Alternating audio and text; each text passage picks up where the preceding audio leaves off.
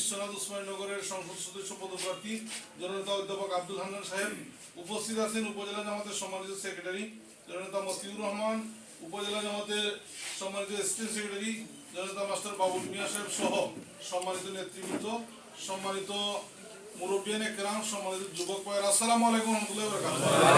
আপনারা সকল ভালো আছেন? আজকে আপনারা সুন্দর অফিস করছেন, এলাই উপজেলা জামাতের পক্ষ থেকে আপনারা সকলের মোবারকবাদ জানাইলাম। আর আজকে এই টাইমে যে আমরা সময় দিয়েছেন, আমরা সম্মানিত প্রধান অতিথিকে উপজেলা জামাতের পক্ষ থেকে, ইউনিয়ন জামাতের পক্ষ থেকে আন্তরিক মোবারকবাদ জানাইলাম। এই অফিসের মাধ্যমে এই অঞ্চলে আমরা ইসলামী আন্দোলনে আরো বেগবান হতাম, আরো শক্তিশালী হতাম। ঠিক আছে না? ইনশাআল্লাহ। আমরা সকলের উদ্দেশ্যে বক্তব্য নিয়ে আসার লাগে আমি সবিনয় অনুরোধ জানাবো আজকের সম্মানিত প্রধান অতিথি জননেতা অধ্যাপক আব্দুল হান্নান সাহেব।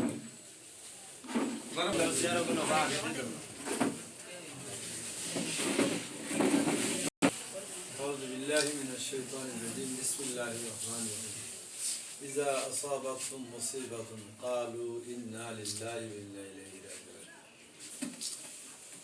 যখন কোনো মুসিবত আল্লাহর হুকুমে কোনো মুসিবত আসে তখন বলতে হয় এটা যে আমরা বলি তখন কি যে আমরা ইন্না লিল্লাহি ওয়া ইন্না ইলাইহি রাজিউন, আমরা আল্লাহর জন্য এবং আমরা আল্লাহর কাছেই প্রত্যাবর্তন।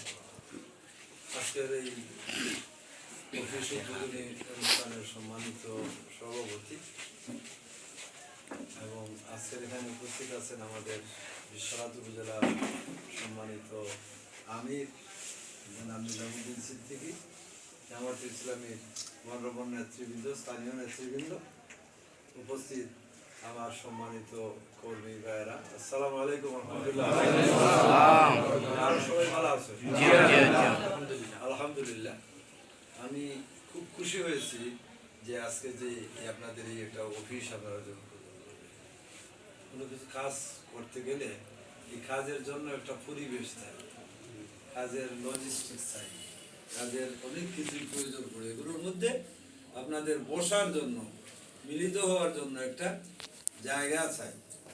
এতদিন এই পরে আপনারা যে করেছেন, আমার বিশ্বাস এই অফিস করার পরে এখন আপনাদের একটা বসার জায়গা হলো, একে অন্যের সাথে যোগাযোগ বেশি হওয়ার একটা পথ হলো।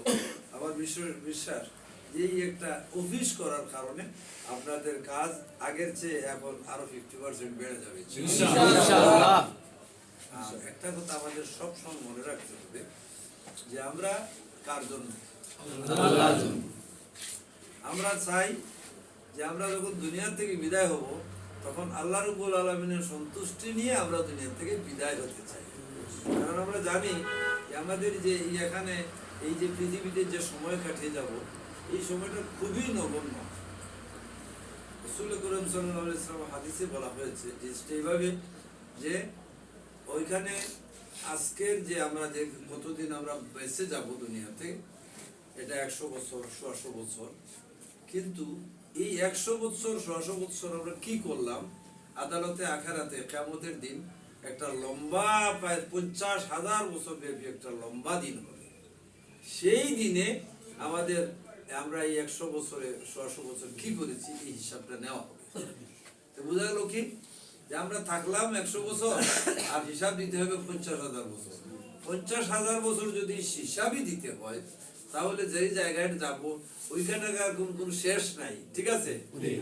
অতএব বুদ্ধিমান তো তারাই যারা এই হিসাব এর জন্য কাজ করবে, ওই হিসাবের পর যে জায়গায় যাবে যেখানে আল্লাহ রাব্বুল আলামিন এটা ঘোষণা করেছে বেহেশত, এবং যেটার আরাম আয়েশের কোনো শেষ নাই, এবং ওইটা যাবার আগে আমাদের যে কষ্টই করতে হয় সামান্য সময়, এর তুলনায় 50,000 বছর তুলনায় 100 বছর কোনো কিছু হিসাবের জন্য একটু সামান্য। এইটা যদি আমরা কষ্ট না করতে পারি, আমাদের শয়তানকে যদি আমরা দূর না রাখতে পারি, আমাদের যত কষ্টই হোক আমরা বলবো আমরা আল্লাহর জন্য, আমার আল্লাহকে আমরা ততক্ষণ হায়াত শেষ হওয়া পর্যন্ত আমার আল্লাহকে আমি ভালোবাসি সবকিছু চেয়ে আগে। আর আমরা যখন আমার আল্লাহকে আমি আমার মনে, আমার সাথী, আমার সব কিছুর সাথী বানিয়ে নেব, তখন আল্লাহকে আমাদেরকে ছেড়ে দেবেন? তিনি সবসময় আমাদের সাথে থাকবেন। আর এগুলো যদি আল্লাহর জন্য পড়ে যায় আমাদের সমস্যা আছে। অতএব আমাদের ভাইদেরকে বলবো মুসিবত আসবেই, এটাকে বলবেন আল্লাহর পক্ষ থেকে অনেক সময় পরীক্ষা আসতে হবে। আমরা যদি ভালো যদি বুঝি আর দুঃখকে যদি কিছু নাই বুঝি, তাহলে দুঃখ আর সুখের পার্থক্য বোঝা যাবে বোঝা যাবে। অতএব আমরা যেন আল্লাহর জন্য করি এবং আমরা যেন এই যে পথে পথ দিছি এই পথটা কিন্তু এমন আপনাদেরকে পরস্পর হতে হবে ইনশাআল্লাহ সত্যের সাক্ষ্য যেমন হতে হবে, আপনারা এমন ভাবে আমানতদারি হবে যে আমানতদের কারণে আজকে জামাত ইসলামের কিছু মানুষের আমানতদারি, কিছু মানুষ স্যাক্রিফাইসের কারণে আজকে পৃথিবীতে জামাত ইসলামের সম্মান বেড়ে গেছে, বাংলাদেশে বেড়ে গেছে না। আজকে মানুষ বলছে জামাত ইসলামী ছাড়া আর আমাদের কোনো পথ নাই। জামাত ইসলামীকে দিতে হলে জামাত ইসলামী দিলেই আমাদের একটা পথ হবে, আমাদের জাতির একটা সুখ আসবে ইনশাআল্লাহ। আমরা সবাই মিলে আমাদের দায়ী হিসেবে দাওয়াত হিসেবে আমরা আমাদের